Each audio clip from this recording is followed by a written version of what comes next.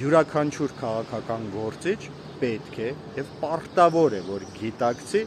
որ ընտրություններում իր պարտության ու ֆիասկոյի միակ մեղավորը դա ինքն է, ոչ իշխանությունն է, ոչ ժողովուրդն է, որովհետեւ իշխանության գործողությունները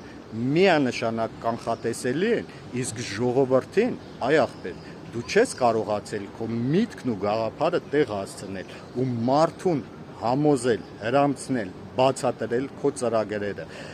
Յուրաքանչյուր քաղաքական գործիչ պետք է կրի քաղաքական պատասխանատվություն իր յուրաքանչյուր քայլի համար։ Ընտրություններում պարտությունից հետո ոչ թե պետք է ելնել ու մեղադրել բոլորին, այլ պետք է ունենալ բավական քաջություն, ելնել, ներողություն խնդրել, շնորհակալություն հայտնել